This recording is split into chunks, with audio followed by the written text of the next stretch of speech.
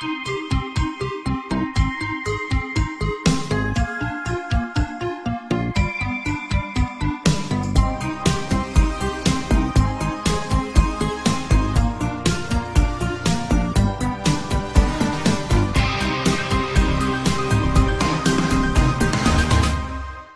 a kid, I was told a story about an old woman that kept fingers in a box. She lived in a remote part of town. For years, that box and the woman were the talks of the town. Small town gossip is the evil's accomplice. See, a few boys were told the tale. This made them want to see the fingers. So they watched the woman and learned her schedule. Every Monday, she would drive into town for fresh fruit and vegetables. Our farmers' market was one of the largest in our state until many of our crops got hit by root rot. Now the vegetables have the strangest taste. According to the boys, normally she would take a few hours to drift from booth to booth as she bought what she needed and chatted with the farmers. Everyone could agree that she was a well-mannered and soft-spoken woman. Like any curious lot of boys of that age, they wanted to see the fingers in the box. To be honest, the story never really made much sense to me. I always felt it was missing key details, such as how did she keep them, where did she keep them, why did she keep them, and so on. The missing details were products of small-town gossip and poor storytelling, or so I thought, and I wished I had heard the saying, all stories come from somewhere, even tall tales have roots buried in fact. A few years before this group of boys decided to go see for themselves, another group of boys did the same thing.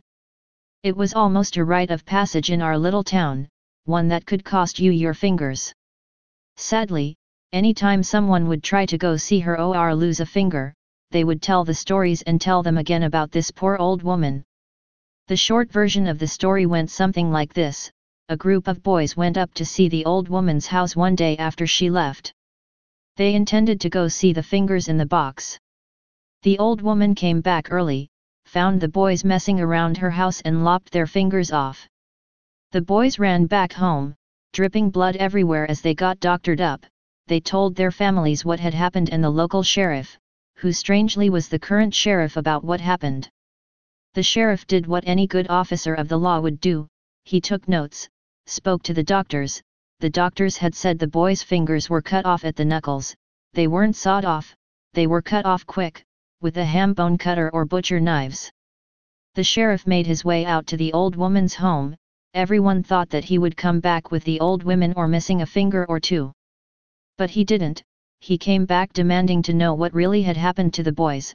He said the old woman didn't even know they were up there.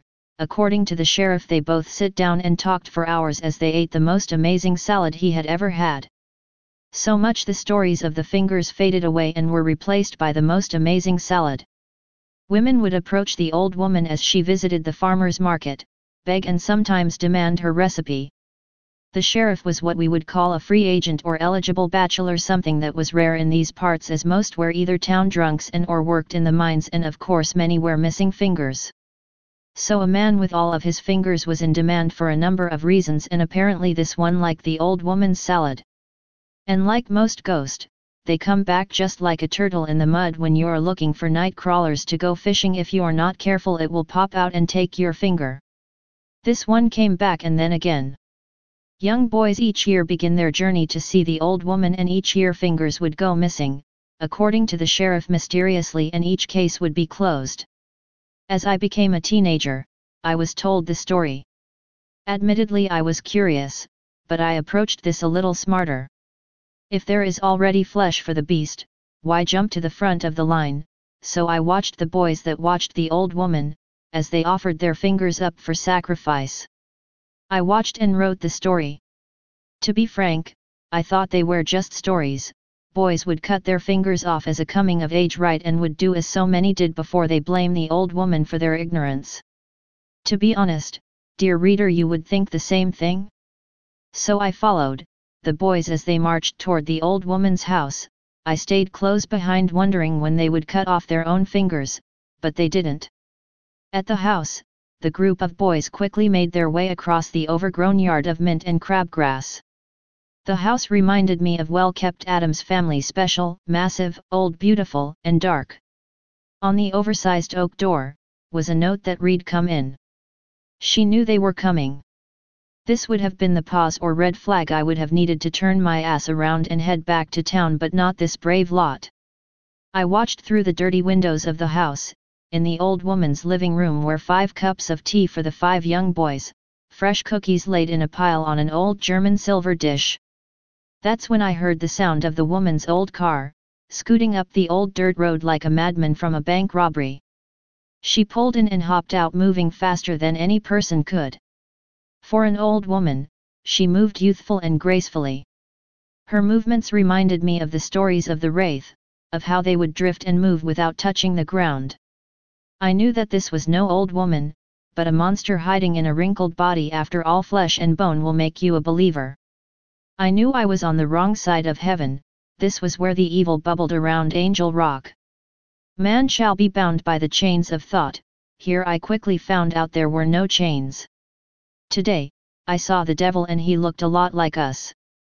As the boys ate their cookies, she drifted in like the wind, armed with an old whaler's knife, slicing the fingers off of the young boys.